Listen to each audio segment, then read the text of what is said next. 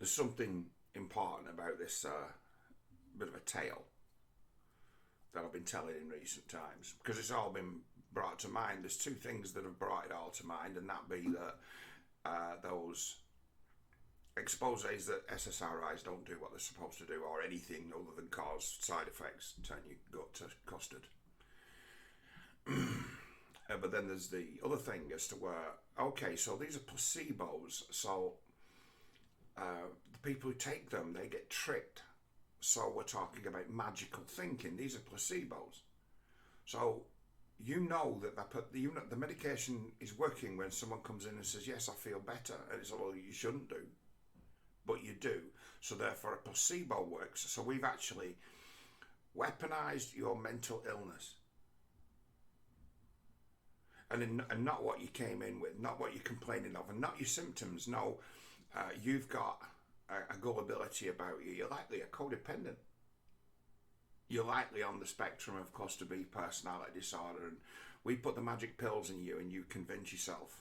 We convinced you there was something wrong, and then you've convinced yourself you're better. It's like, this is witchcraft. And it's like, so what did they do to you, John? It's like, well, they told me that if I didn't go on the beta blockers and the Prozac and give up smoking and drinking immediately, I wouldn't live till I was 35. So in that moment, right, at the time, it's like I had a career with good prospects because I could have moved anywhere I wanted to. Loads of people who were interested in giving me a job as an external rep, someone who sells the brand. So it's like, so who was interested in giving you a job, John? Sony. Excuse me? Yes, Sony. It's like, I've not always been a bum. In fact, I was as far away from that as you might think. It's like I used to do really well for myself back in the day. I was seen as being talented, very talented as a sales guy, a good one. And I used to pretty much run on adrenaline. I used to have a high stress job, and I was good at it. And I could handle it better than most. It's like, you tend to, when everyone's panicking, you tend to keep your head, don't you, mate? And it's like, yes, I do. So I'm in this like notorious high stress, high burnout environment, and things are going rather well for me. I go to the doctors to complain about an allergy that I think I've got, and I come out with a prognosis of, you're going to die, based on a reading of my blood pressure. Now, I got that wrong. I dealt with it the wrong way. Because eventually I just threw the pills in the bin and never went back. And never gave up drinking, never gave up smoking. But by then, those anti-adrenaline drugs, those beta blockers, they'd made it so I could no longer do my job because I wasn't right in the environment anymore, where once I was. And then the prospect of well, what's the point? What am I building for? Why do I need money? What's the point? I'm no longer a candidate to ever get married because I'm gonna die. I'll never have any kids, and if I did have kids, they'd grow up without me. So that's off the table. Forget it. How different's that from like some guy who goes and gets himself castrated, sex change? How different's that? Oh, you'll be a new person. Now that door's been closed. Oh, you can live your real life. You can live your proper life. And it's like, what's your proper life as? Well, I'll tell you what your proper life as is. You become a fanatic. Something happened while I was under the influence of all those drugs and believing that I didn't have very long to live. 9/11.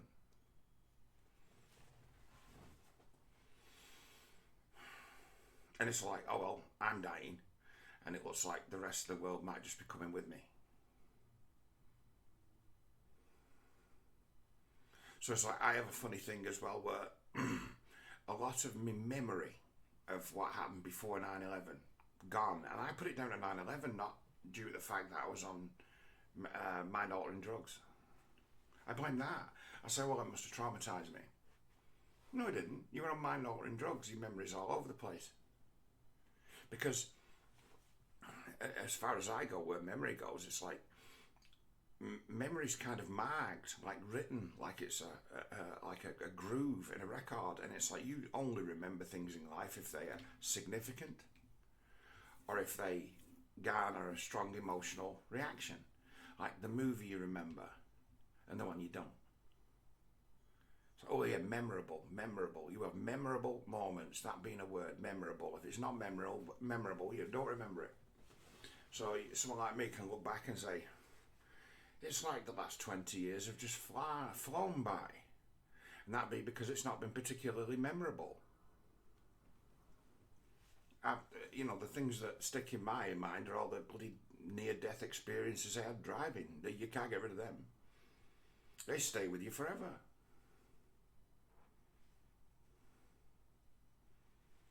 If specifics, but if someone was to say highlights, I'm like, well, no, I can't really remember anything at all. And but remember all the facts. If you ask for details, I can tell you all about. But it's a matter of for things that spring to mind, forget it. And it's like, while I was on them tablets, my memories are not proper. They're not formed correctly because the guy who had the memories wasn't me. And it's like, well, what do you mean? It's like, have you ever taken those beta blockers? I made a previous video where we're trying to describe what it was like to be on them. And I'd read about what they were. It's like, oh, all right, so they'd basically cut the supply of adrenaline to my brain. I'm like, excuse me, because it's the thing. It's like I'm an adrenaline kind of driven person. You take that away, and suddenly you've taken away what it was that would have made me valuable. And then it's a matter of, I sometimes say, a lot of things gone wrong, and I fucked up quite a bit myself in life, and I put a lot down to the first wave of the SJWs got rid of me, witch hunted me out of the place. Why were they able to do that?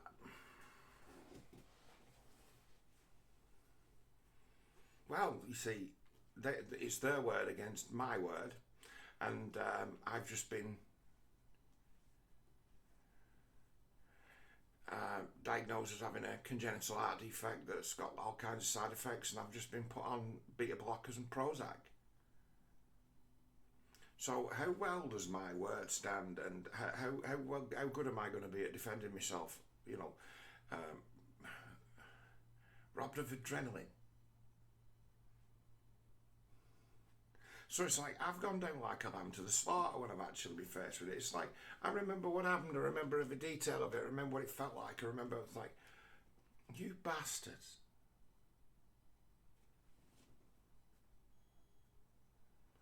It's like, if it had been me dealing with that, I'd have won. If it had been me, but saying that, they want to come at me in the first place. I wouldn't have been perceived as being so weak that I could be framed like that. But all of a sudden I was, and it worked, and I'm gone.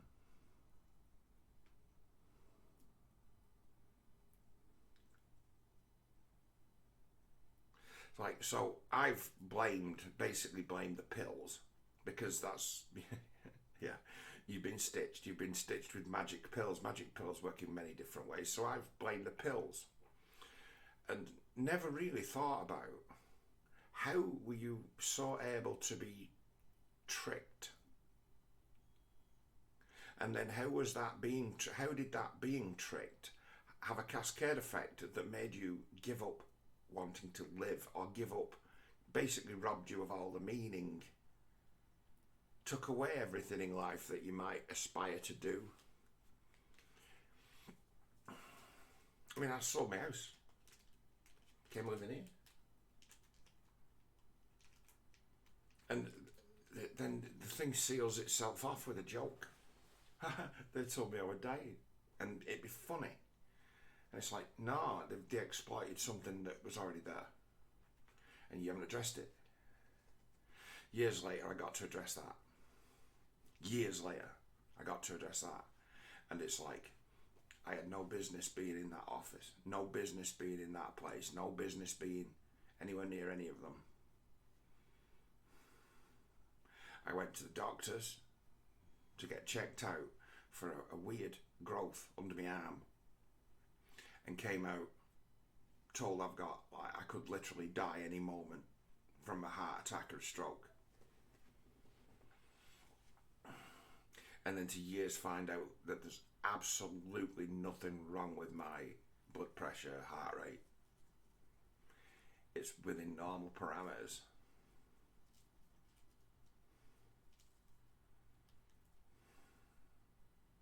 It's like, so what does that do to you? You see, I've been listening to James Lindsay. He's talking about the trans kids thing. It's like, they're not really that bothered about the kids and what happens to them. They just want to create a fanatic. They want to create a selfless person who will fight for them. Well, I'm going to tell you, it does work. That's what they did to me. That's what it ended up doing. It turned me into a selfless fanatic.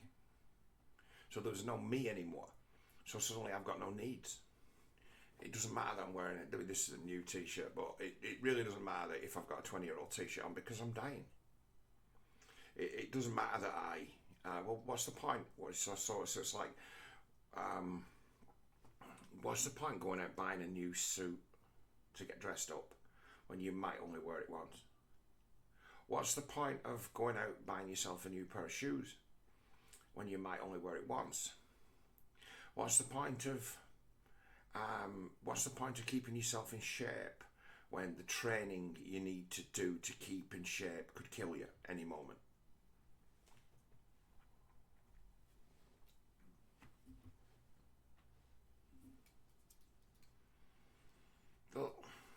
It's like, they had me down as, they wanted me to be selfless, right? So I care about others and not myself ever.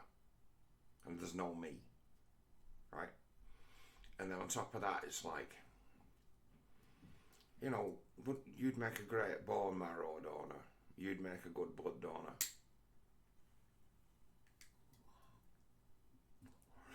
You know, since you're dying, you know, you might be able to give the gift of life to others, because you're dying, because you've not got long.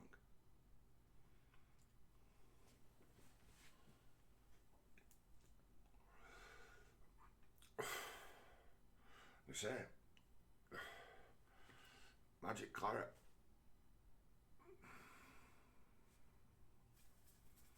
You ever thought about giving bone marrow? You ever thought about donating an organ? Have you ever thought about, since you're dying? So, what ended up happening, right? I'm like, well, since I'm dying and I've got nothing to live for, how about we try and save the world? Radicalised, fanatic. Let's try and save the world. 9/11. Bang.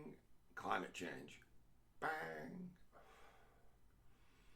So I'm like, okay, what could I best do to live a decent life till I die? Because I've not got long.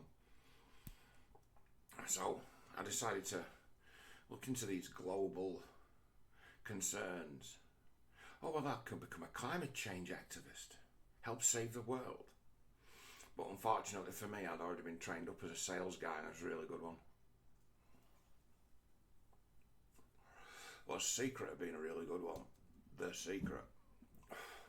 It's not to waste your time. How do you not waste your time? there's a process in every quote and sale you ever make called Qualification of Lead. And that is,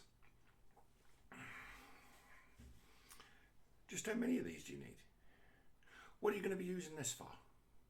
What's the purpose of this? What are you hoping that this purchase will bring? Are you buying the right gear? Is what I'm asking. So I used to be able to uncover really big opportunities quickly, and then also little opportunity, make the sale, manage the expectations. And it's called objection handling, and they try and teach people how to do it, but they can't. They can teach people the technique, but they can't. And it's like, what's an objection handling example? Someone says, I like it, but it's a little bit out of my price range. And you say, well, what is your price range? And then they'll tell you what they want to pay.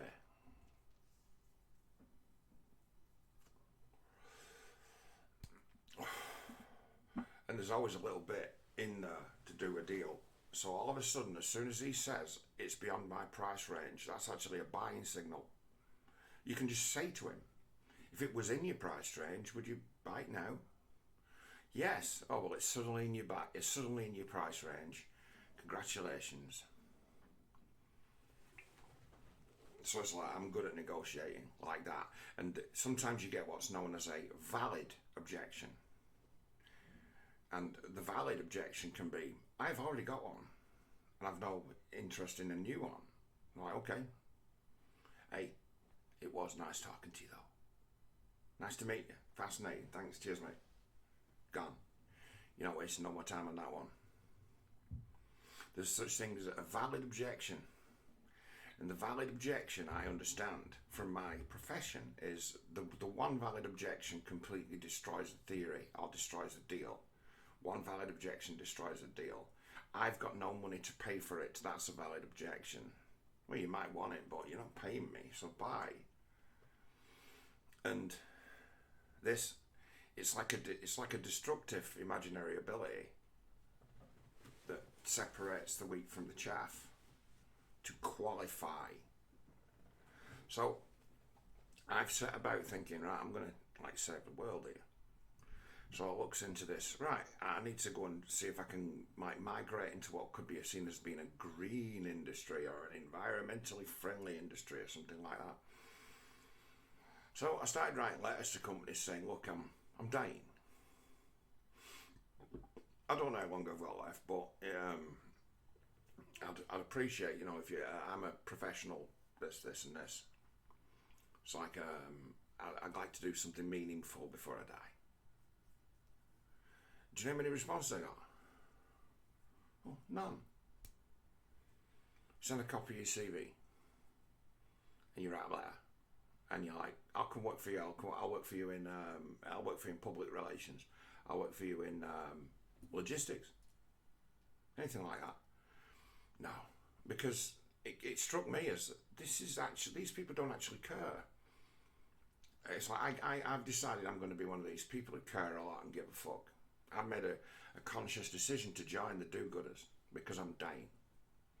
And then I get to meet the do-gooders, and they really don't give a fuck. They care about feeling good about themselves. They were doing exactly the same thing that I was doing, in some ways. I wanted to be seen to be doing so. I wanted to be doing something meaningful. They wanted to be seen to be doing something meaningful. And I'm like, you're half-assed. It was from then that 9/11 happened. And you're like, oh my God. When that was exposed as being, I won't say that 9/11 was there's no proof of anything. We've got the video. We kind of know what happened. There's no real proof of anything. There's lots of conspiracy theories. But the one thing that's a fact, the fact is that we can prove that the media lied at every turn. So it's not like 9/11 was an inside job. It's like the media coverage of it was, though.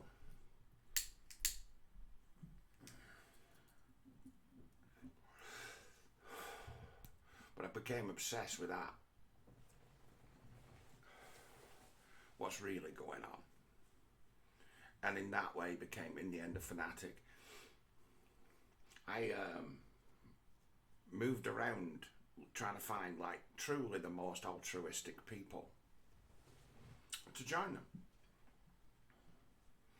So the only clues you've got is to put yourself in the company of those who say they care about others and say they want to help others. I can help others because I'm smart and most people are stupid, so I can help others.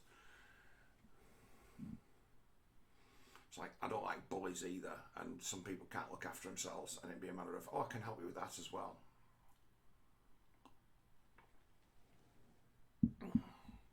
So it's like, I can help you. If I want to be a do-gooder, I can be a do-gooder. Lived as a do-gooder for a good long time. Lived as one, but I was a good do-gooder in real life. I used to think it was funny, right? Because I'm dying. So the notion of what's these small things that are going on in people's lives, to me, it's trivial. So me being whimsical and cheeky and liking a laugh and being half smart, it's a matter of, hey, perspective here. So you're not getting whipped up in other people's, like, what is a disaster for them is not really a disaster for you, and in the larger scheme of things, not such a bad old, not really the worst thing that's ever happened. It might look bad now, but maybe it'll find us better tomorrow. So, you know, it's like I've done a lot of caring for people in the time, done a lot of doing my bit to help. Don't know as to how effective I was, because there were certain things I didn't understand about people then that I now understand. It's like you've got many people in the world and they've got pathological alloplastic defense mechanisms that they think do them credit, but they don't. They're just a pathology. It's like you've had the same conversation with someone 100 times, and you've changed their mind about something 100 times, and then you've ended up having the same conversation with them 100 times because they've forgotten, and words don't change people. Sometimes they do, but usually they don't. If words changed people, you know, if reason worked, we wouldn't have half the problems we've got in the world, but it doesn't. It just doesn't work at all. Works on reasonable people. You can explain something to me and it'll ring true, and it'll be like, yeah, that's reasonable, that makes sense, yeah, that's what it is. Yeah, I can appreciate that. Or I say, yeah, I can appreciate that you have got a case, personally, but your demands are unreasonable and your worldview is unreasonable. It's like that fanatic that was created in the doctor's surgery was 25 years old when he got repurposed. It's like these new ones. When were they repurposed? How old were they? Tell you, I've moved in those years between like 05 and like 2010, 2012. Those periods. I've moved in various circles online trying to find these altruist people, these people who actually get it, these people who actually give a fuck. I've been looking for them and found myself in the company of them, and they don't exist. It's a game they play, it's an act they play so they can get attention and be seen and feel as though they're doing something positive, and the whole thing be a premise based on lies. I tell you, the ones that perplex me the most are certainly anti-war political activists. But anti-war political activists now will have migrated to being just trans, LGBT, because they were the proto do nothing arseholes, and they'll be ramping up the climate change doom now. But back in the day, an anti-war activist, if you got to talking to those guys and you were half sophisticated, you knew a thing or two, half sophisticated, and you talk to them of the serious subject that is war, the absolute seriousness, the most deadly real thing in the world being war, and you'd say, well, I'm kind of anti-war. And to be able to speak about it and understand it and remember what happened and tell the stories of and recognize the weight of the cost, right? In their minds, somehow you're pro-war because you are talking about it while there's wars going on that these people are ostensibly trying to stop. And I'm like, stop the war coalition. How many wars have you stopped so far? None. How many wars are you actually willing to talk about? How many realities are you willing to face? How many lessons from history are you willing to learn? And the answer is none. They just don't like the idea of war. They just abhor it. And in that they abhor it, they're above it.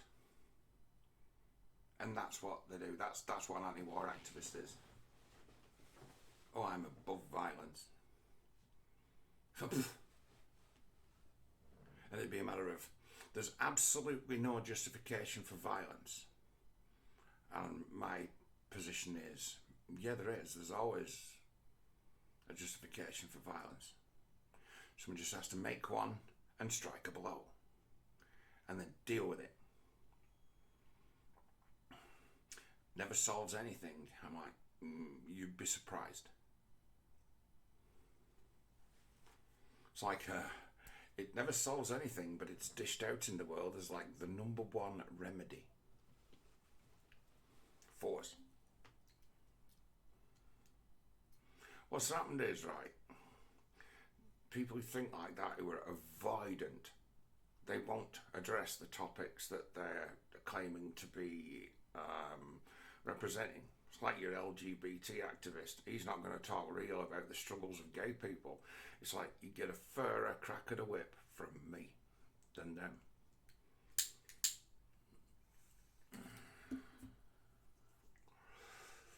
They don't want peace. They don't want nothing. They want to themselves do well as a shield for a movement to push their own needs. All of them. Never met anyone real. No one so far real. And it's like, John, you're saying that people are not real in their activism. And I'm like, yeah, you're not. It's like you see these guys on left who've been radicalised, lied to, had their futures stolen. It's like, they take it serious. They take it seriously enough. Those you claim to oppose, they take it seriously enough. They take it deadly seriously because that to them is everything.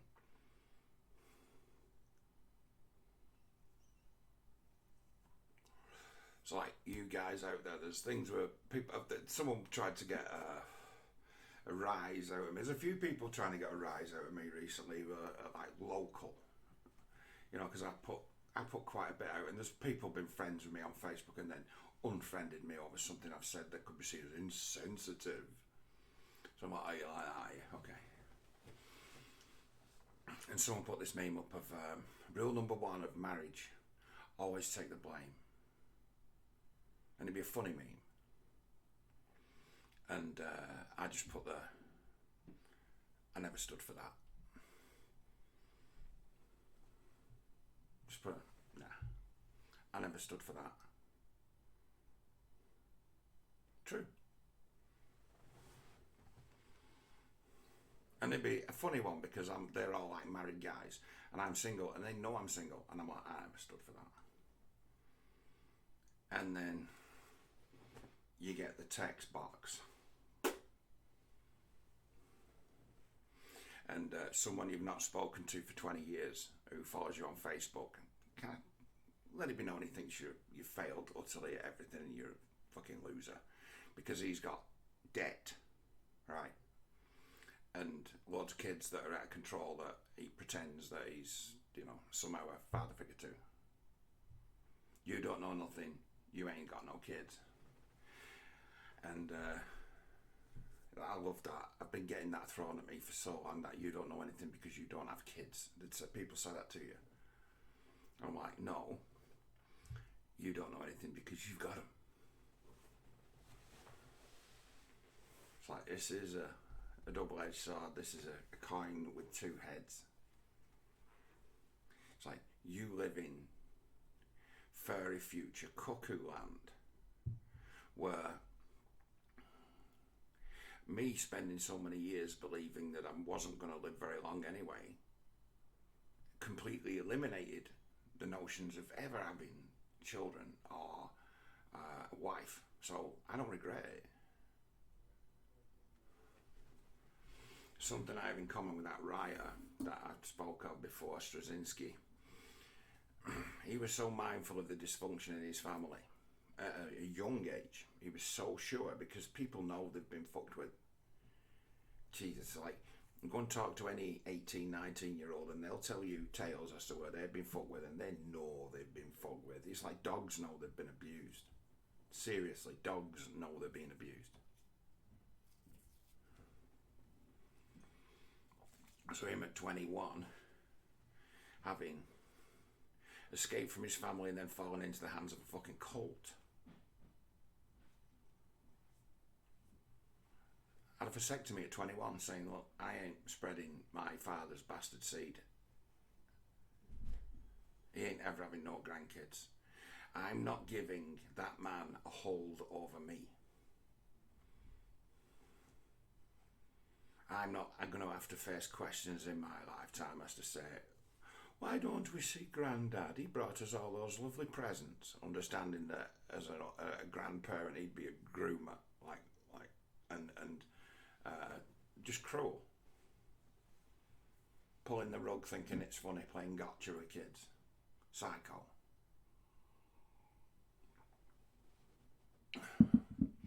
So it's like, this. You've opted out of the gene pool. People now who do the gender thing, that's what they're doing. They are opting out of the gene pool and becoming a new person with a different future. Well, I did the same thing, but it was done to me in a different way. I was tricked and lied to by the doctors. Or ignorance, pure ignorance. But then that pure ignorance opened the door to an opportunity, which they took. But like COVID.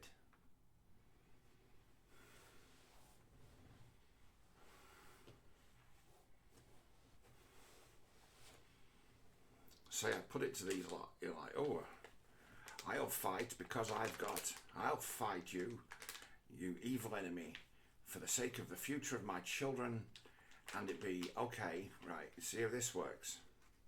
What? So yeah, the sort of powers that run the world, it's like the web of lies has got, the huge great web of lies that is society has got loads of dependents. There are lies dependent on lies. There's people who make money out of that lie. There's people who live by that lie. That lie benefits a lot of people. And it'd be, I'm going to fight against the big lie, and it's like, are you? Yes, I'll fight till my dying breath. It's like, saying for your kids, excuse me. Yeah, how effective, and I'm not giving this one, because I'm not giving anyone any ideas here, but how effective is it to, because if you're an arsehole, you already know this anyway, I'm just not giving anyone anything new. What effect might it have on someone who's saying, I'm fighting the good fight, if someone was to start texting their wife, or else let it be known, hey, we know where your wife works, wallop. Here's where your kids go to school, wallop. And it'd be a matter of, you get to that stage of game where you've found yourself in Tommy Robinson territory, right? where they're threatening everyone around you. It's like, you were wrong man for the job, weren't you? It's like they can get to you at will, mate. The scum of the earth. Those who are actually thinking they're saving it from you,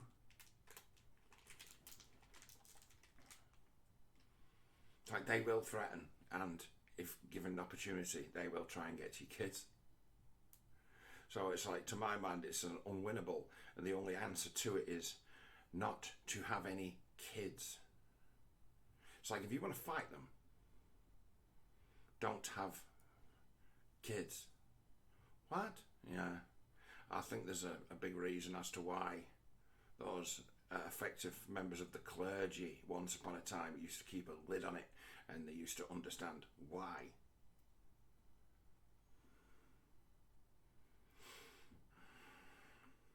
As to where it's been put to me in the past, where it's like, John, right, you went to the same school as we did, why are you smarter than we are? And it's like, because I'm not ruled by my dick. And I know my limitations. And I have certain things in my life that can't hurt me, and you have things in your life that hurt you, because you're telling me I'm smart, but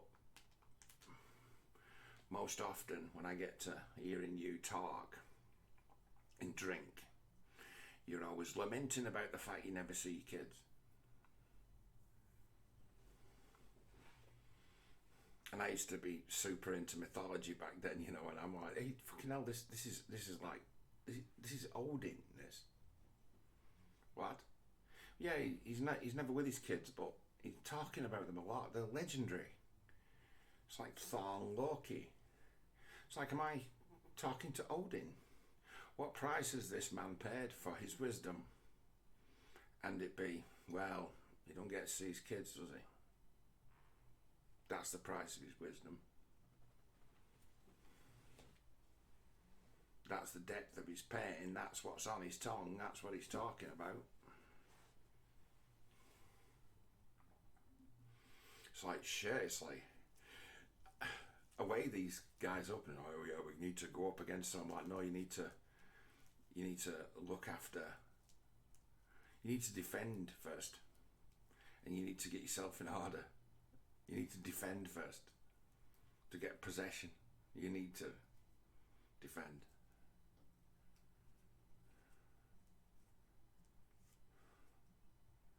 It's like, because you're actually up against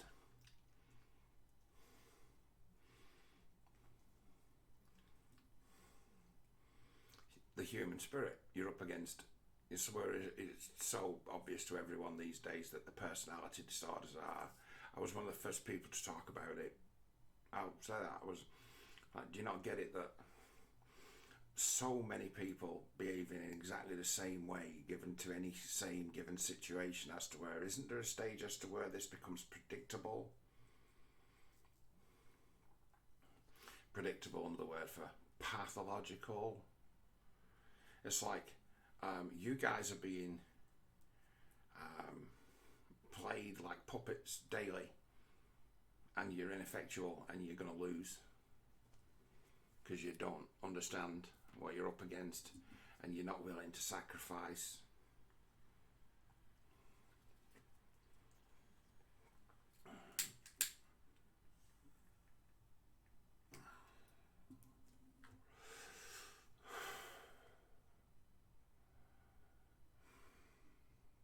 It's like, yeah, no one beats my purity. No one.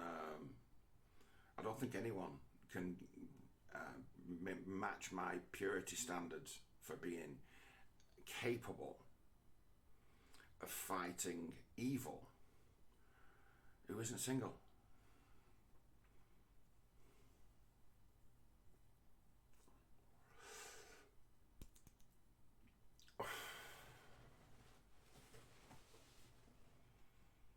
It's like, you may have the reason to fight, but it's like, you're not the right people to fight. You've got too much to lose. You'd be turned, and I wouldn't blame you. I find that those who've got promise, right, once they find themselves an audience, they just start then reacting to gaslighting. There's no understanding whatsoever, and you're being laughed at. You know, those who are fighting, you know, the left, you're being laughed at. They're laughing at you. They're laughing at you every day, and they win, and they win, and they win, and they win, and they win. And it's like, you don't know how they measure a win. They're laughing their asses off while you're typing a thought out, very clever, reasonable response to their foolishness. And they're like this. Got him.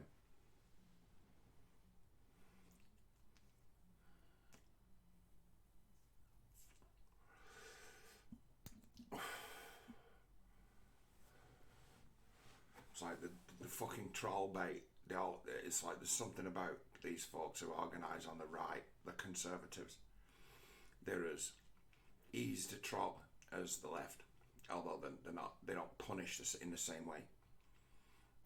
They tend to mock, where the left are far more ruthless and vindictive. Although ruthless and vindictive are not features just, you know, on that side. But it's like their collective response and the powers that they've got and the things that they can bring down on you, because they're not. If they've decided you're evil, it's okay to lie about you. Being a rule on that side.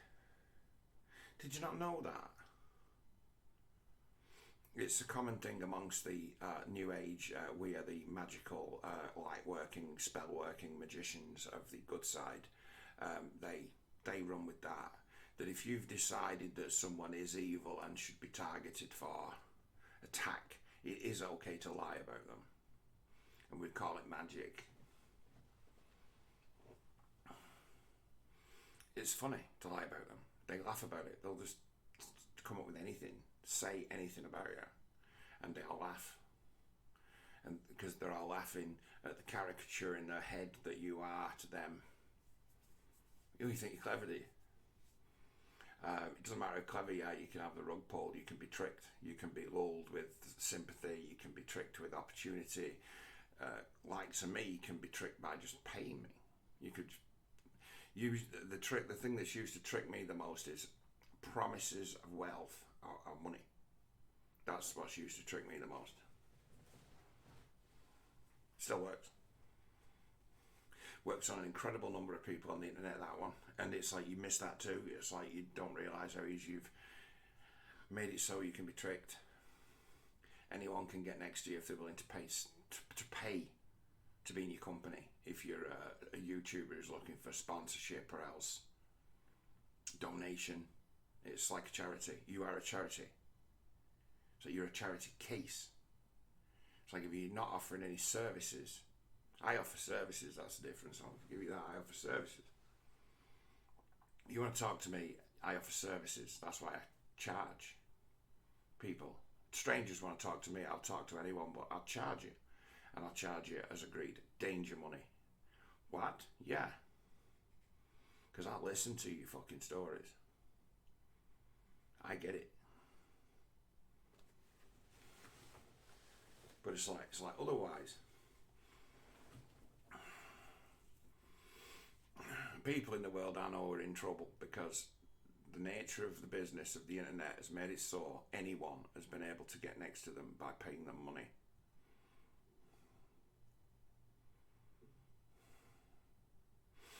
There's a rotten underbelly where, to my mind, it's like the wrong people are fighting this culture war because you don't understand that it's actually a spiritual war. And you don't understand that you need clerics to fight it. You don't understand you need the clergy. The family man is not going to bring down the devil's out of control horde. Funny old thing though, you know. The devil wants them back on side. It's the devil that's going to bring them down. Excuse me, you know, yeah. It's like their sacrifices are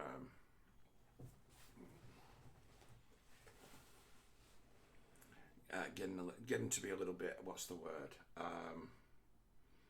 Cheap. The cost of innocence is so low. The price of innocence. Think of that as a marketplace. See, we're all Satanists. We're all Satanists. Ha ha ha. It's like, what do we take deep delight in? The destruction of innocence. Because we're Satanists. We love it when we fuck with some kid's head up. We've all been that before. I know I have. I've manipulated children to be Manchester United supporters. Because it's funny.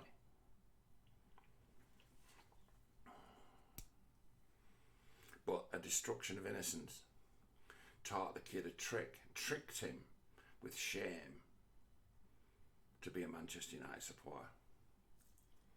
And you'd be laughing, hey, create a new United fan.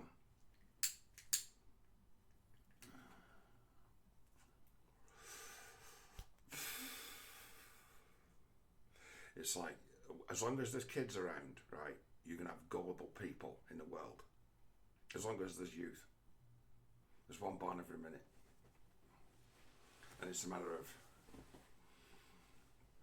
he who's allowed access to that.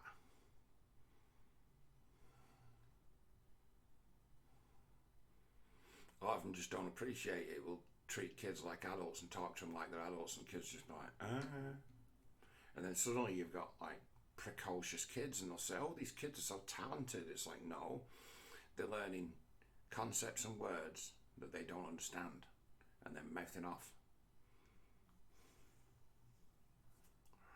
There's a weird old thing about concepts like feminism, racism, even the trans thing and the gay thing. A child could understand them. A child. You could teach a child of 3 about race and he'd understand what the SJW was trying to say. There's that. To say that it's only gone in as hot and heavy as it is for probably the last 10 years or so, where it's got ridiculous, where it's been enabled.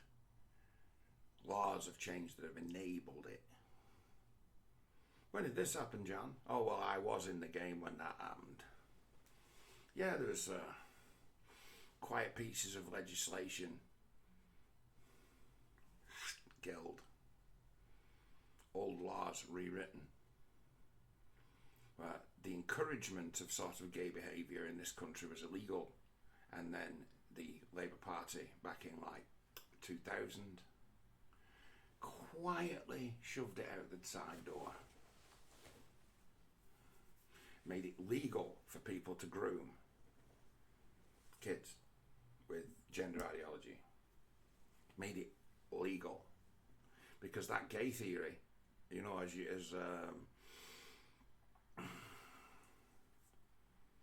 sort of James Lindsay's putting it out, it's like, yeah, I've heard that before, but when I heard about it, it was eugenics. What? Yeah, it was race theory. It's just the same thing. It's where he gets it. He gets it as to where it's just, right, this mind-controlling, exploiting emotions and calling things by a different name. Right, if we cross this word out and insert this and use this, it's the same. It is, isn't it? Why? Because all our customers are human and it's broadcast.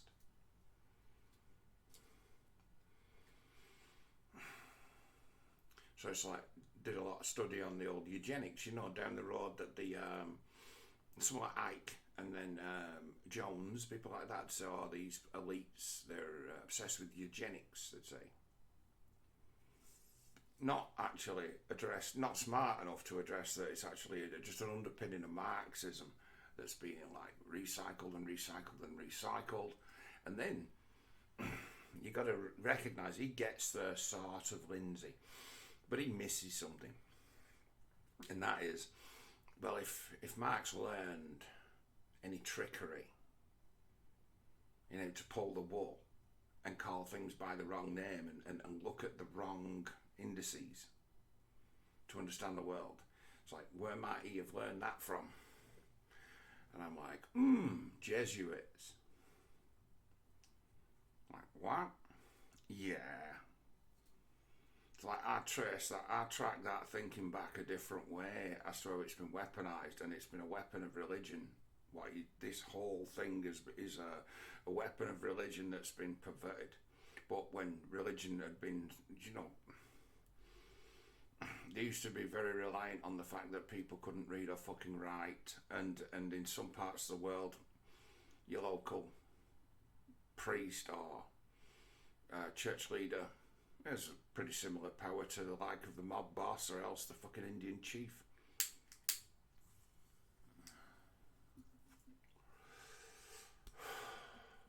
It's like, dear me, a corrupt institution, but you get away with being a corrupt institution as long as all the people are literate. So as people start becoming literate and start reading the Bible, all of a sudden the Bible, the church's power breaks, and in that gap, we have our democracies escaped from the villainy of the priest class, who can do what they want. It's like kings would kneel for the Pope. Sure that the Pope had the boss on side.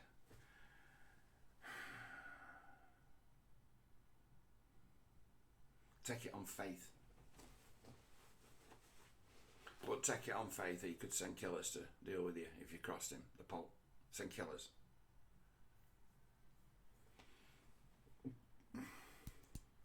It's like, you get it wrong. You get it wrong as to this thing of separation of church and state. It's church, it's not God. Because it could be seen and would have been seen that those who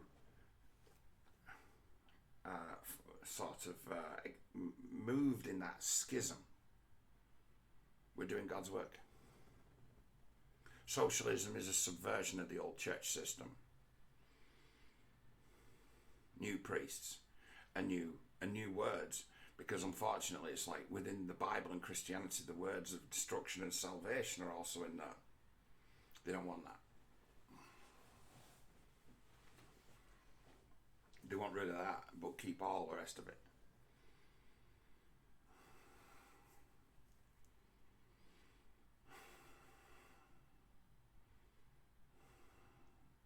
But it's like the notion of evil, right? My first experiences of evil are things done to me as a very small child. Like being made to eat shit. Things like that have been done to me when I was a little kid. By bullies or else, people with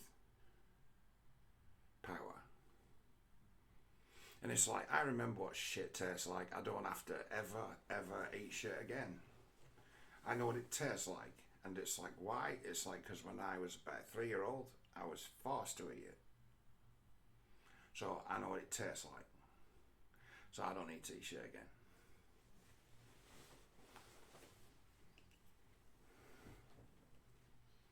It's like we kid ourselves this world isn't anything like as cruel as it is, because most people are fucking cunts who do whatever they want and justify it with words. And I'm like, the world's magical. It's all magic. It's like, to tackle it, you need magicians. What? It's like, yeah, you need to know, you need to find people who understand the true power of the word.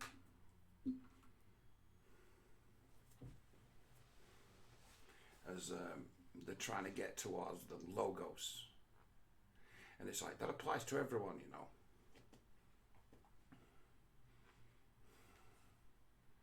It's like, you've got to go and you've got to throw down and you've got to mean it and you've got to be infallible. What? And it's like, the world makes it very difficult for you to do that, so you have to just do your very, very, very, very best, and you have to keep getting better and better and better and better and better.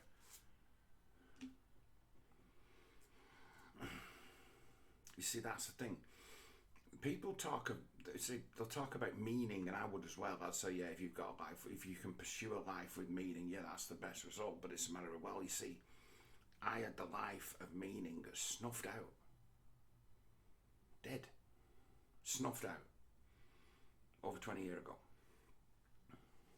So what are you left with? When meaning's been taken off the table, it'd never been taken, it'd never gone away, but I wasn't to know that. My entire system was tricked. Stick you on the beta blockers for a year or two. Change your outlook. Change your sense there. Make it so your instincts are no longer telling you, giving you any kind of clue. Your instincts are only ever 50% right, but your fucking instincts know there's something afoot. They know there's a question that needs to be asked. That's as far as your instincts will ever get. They're only ever half right. They're a clue. You're part of it. And if you've had your adrenaline messed with, what's happened to your instincts? What's happened to your fight and flight response once adrenaline's been lessened, mitigated?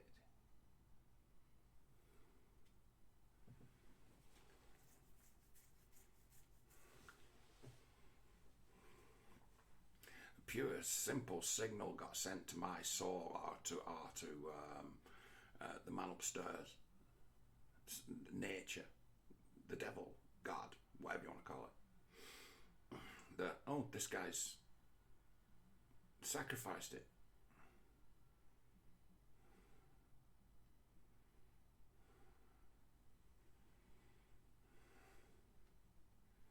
I said, well, yeah, I did actually, but I was tricked into it.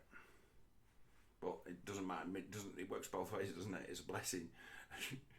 In the same way as the ignorance of the law is no defense. Well, it works both ways. So even though I was tricked into it, I actually sacrificed.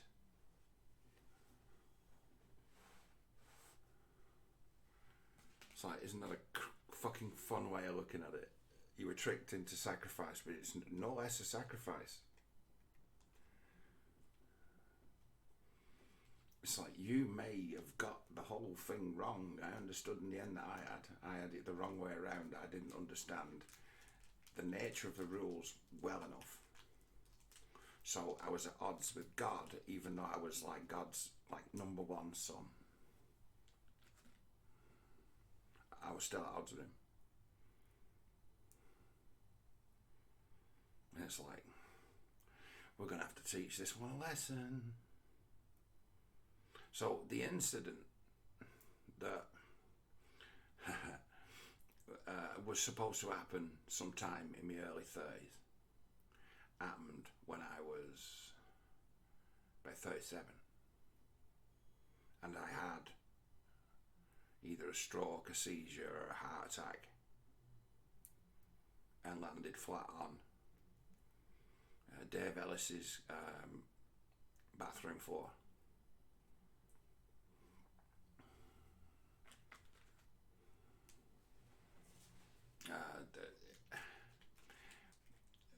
Funny, it's like, by the time I woke up, I was out for so long, right? They when I went down there, because I was collapsed and gone out, unconscious.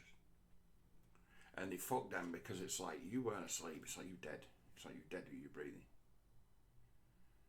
And there's nothing. So they never seen anything like it. It's like, the life had dropped out of your body, you weren't here. So I was out so long, they rang paramedics that came from Burnley. Took 28 minutes to arrive, and I woke just minutes before they arrived.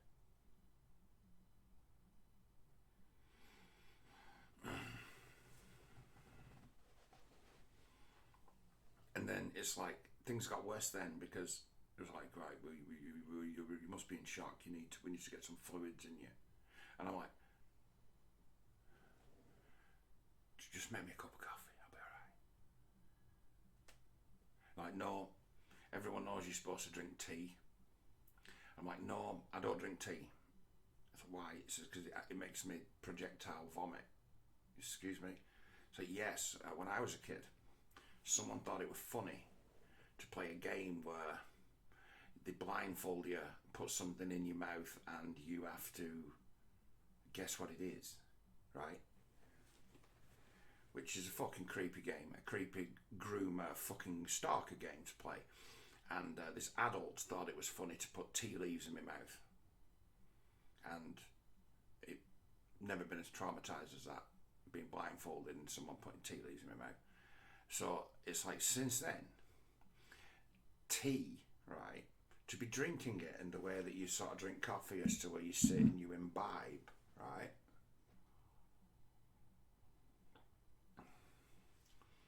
By the time I get halfway down the mug, if someone gives me tea and I think, oh, well, fuck it, I'm thirsty, I'll drink it, it gets in me. And then the body detects it, kind of. And then suddenly you get that sort of, there's something wrong going on here, toxic sort of stillness, followed by extreme vomiting of just the tea, usually. I'm like, so don't give me, I said, don't give me tea. I said, I'll be fucking sick everywhere. No, this is what you're supposed to drink. Here's a sweet cup of tea for you. Get it down you. No, I'll be sick everywhere. Get it down you. So I drank half the brew and then spewed up all over the kitchen floor. So they're like, oh no, there's something definitely going wrong here. He might be having a fit or something. I'm like, no, I have this thing about tea and you've just fed me tea. You have to remember, right, this is a point to make, right? This incident happened at like 1 o'clock in the morning on a Thursday, right? Wednesday, Thursday. And the guys who I was with didn't have to get up for work the next morning. And not that they weren't workers, they were all workers, they just didn't have to get up for work the next morning. And they were all fucked up on something that had been, all of them, well into the fucking 10th, 12th can of ale, had been, been on whatever they'd brought with them and shared. So these guys who were trying to take care of me are like on fucking drugs. They're tripping out their heads anyway. And me dropping to the ground and going wallop, it's had them like freaking out because they were all wrecked. So by the time I come to, I'm just myself immediately. They're all freaking out like drugged up maniacs. So when the paramedics come, you know, I had the paperwork for that actual thing because it's an anomaly thing, but my paperwork for it's like we're a carbon, like a written through. You can't fucking read it no more. And so nothing, years later, it's like that carbon doesn't say anything, but it had all the details of that paramedic call. And it's like, the paramedics come. They are like paramedics. Like these were one of the guys who turned up. I'd known him when I was a kid, and he's a paramedic. Gary, I haven't spoken to him since he was 15. He's 5 years older than me. I haven't spoken to him since I was 10, but I remember him from we being at the same primary school for a bit, and then somebody who lived local. But I found him to be a bit. But he's 5 years older than me. And it's a matter of, well, he was a bit more mature than other kids I used to hang around with who were 5 years older than me, who were his like schoolmates. So it's like when I was like 10, I used to hang around with like idiots who were 15, thick people who were 15. And he was one of their clever mates. And what did he want to do? He wanted to be a paramedic. Then.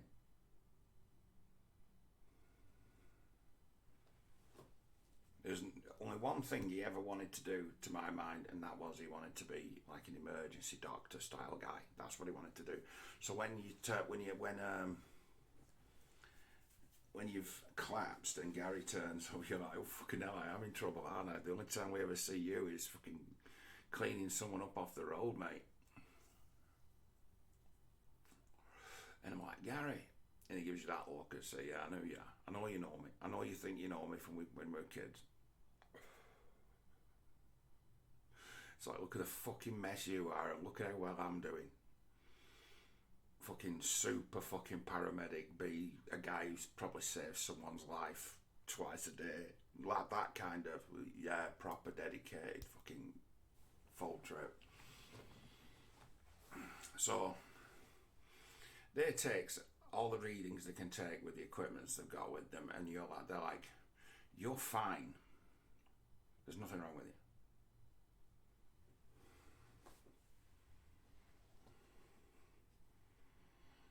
It's like, if it wasn't for all your mates here and the fact that, yes, you've been sick everywhere, it's like,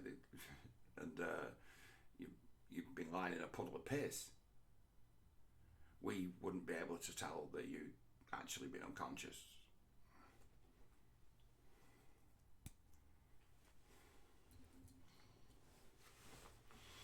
I ended up, they wanted to take me to hospital to have all nature of scans done. And I'm on the way down and I know one of the paramedics. I'm like, do me a favour, just drop me off at the nearest taxi rank, will you? And he's like, mate,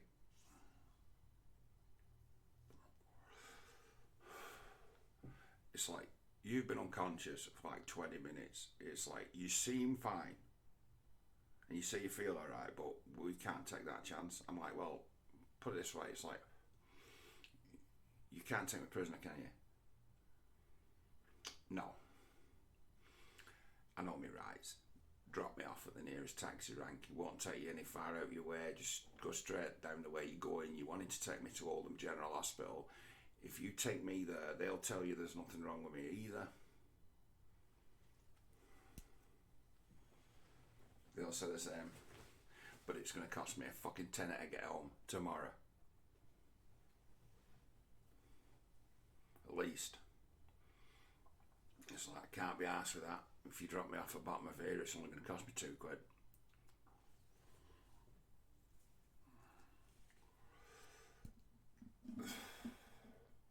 So I discharged myself.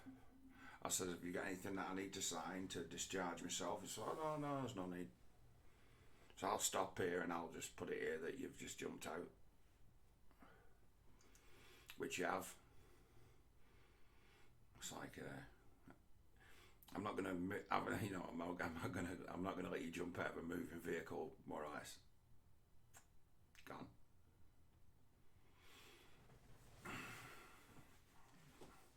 So in a weird old way, it's like the mixed signals that have been sent to like through my sort of brain and body over the years by way of what the fuck. It's like they don't get it. It's like you can't trust them. I can't trust them not to just go, oh, there's something that's not fucking A1 normal about how this guy's system operates. And it'd be, yeah, you might want to do some fucking research into humans, you stupid people.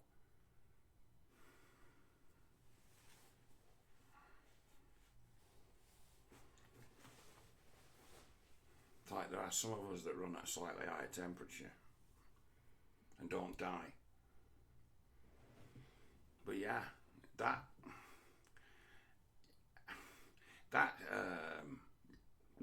I still don't know how to process that event because it never happened again and it never happened before. So I don't know how to process it.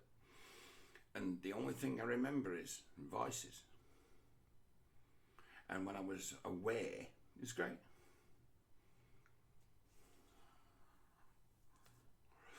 Just felt like, you were where you belonged. You were where you belonged. That was what it felt like. This is where I belong. I stay here because this is where I belong.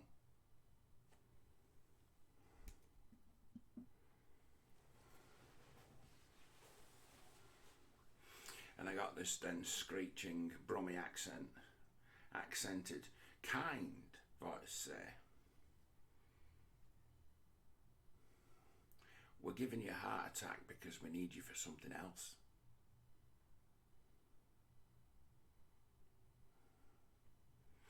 And then I started to feel like a cold wetness.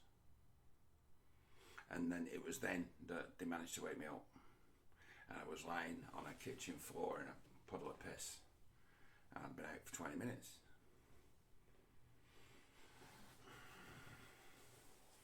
It's like, so I, the person I was then, saw this as a sign. Saw this as like a St. Paul miracle type situation, right? It's the only way I could process it. Because I'd long known then that there was no actual, I was in no danger of just keeling over dead. I was in as much danger as the next guy. I naturally had a slightly higher at rest and in motion blood pressure, heart rate. It's like I'm a slightly different breed that runs at a different temperature.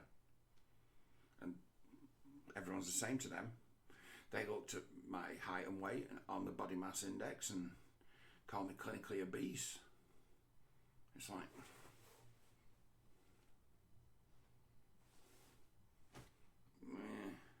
no one could push the words. It's like, you could do with losing a couple of stone, but that's all. You know what I mean? I've never been a great big hefty fucking massive great big fucking blubbery. No. But I'd been taught to see myself as that by them for a time. Them telling me that I should be fucking 15 stone. And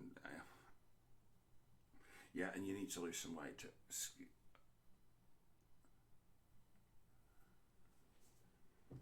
You thought of becoming a vegan? Excuse me? So since then I've learned about things like nutrition, and I've learned it now, not then. I've learned it in the modern world with the internet and other people and talking to experts. As in loads of different things, ideas have been revolutionised. What people do in that regard, it's just been revolutionised from what they thought they knew 20 years ago, but 20 years ago they were all fucking knowing.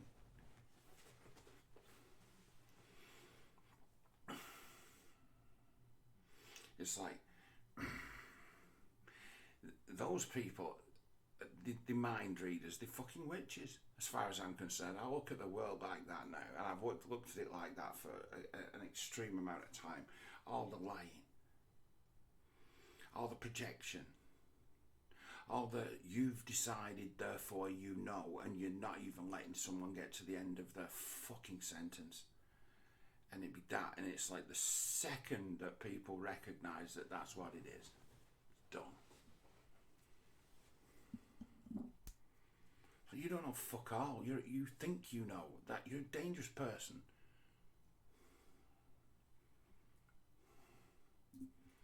You think you know what's in the heads of people you've never met. What does that make you? And it's like fucking dangerous, thinking you know.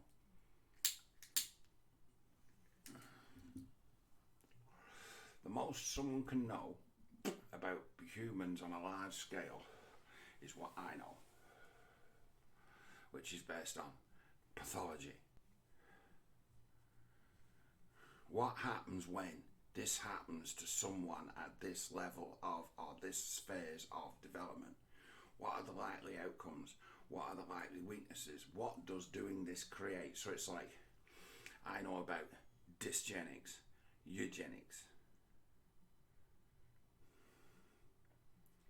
So it's like, oh, if you get enough people who've all got the same personality disorder, they all have the same weaknesses. What's that? Well, they're all hypervigilant.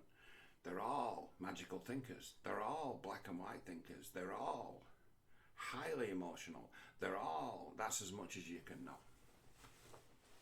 And be right.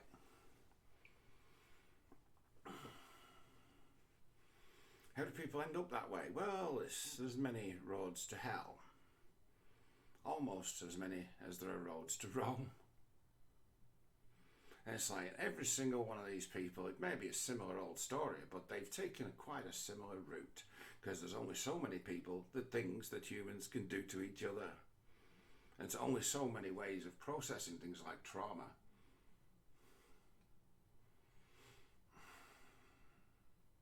So you can look at it like it's a great big trauma event sort of Venn diagram of likely.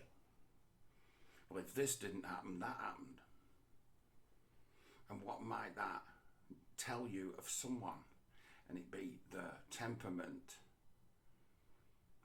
how honest they are with themselves and others. And it be a matter of, that's when it comes down to it, that's what really matters. And it doesn't matter how fucking smart you are or what you know or anything like that. It's like, it's not beyond even dumbass council estate fucking refugees like me to be wise.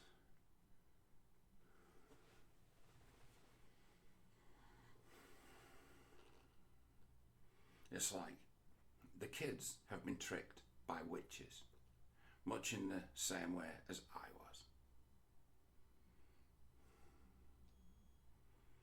And you call it what you want. I don't give a fuck. I know what they are.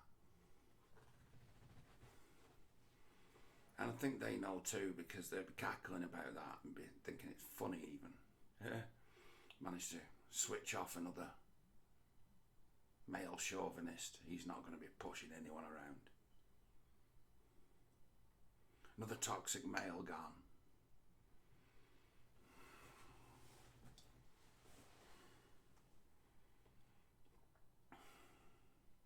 It's like, oh yeah, it's like, I'm deadly serious. It's like, but I'm too smart to. I'm too smart to do something stupid. It's like I'm seriously at odds with methodologies, mindsets, and shills who enjoy not thinking and doing harm.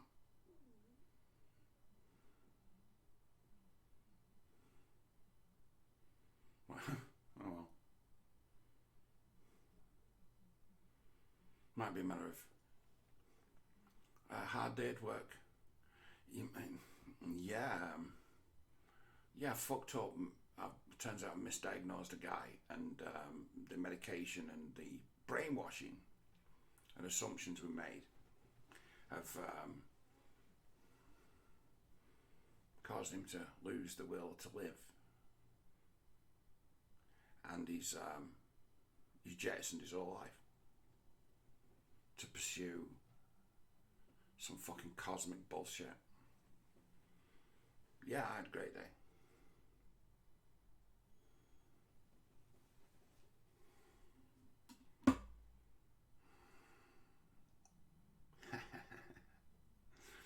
If only they knew what they ended up creating. If they understood what they'd created, they'd be like, oh no. Oh no.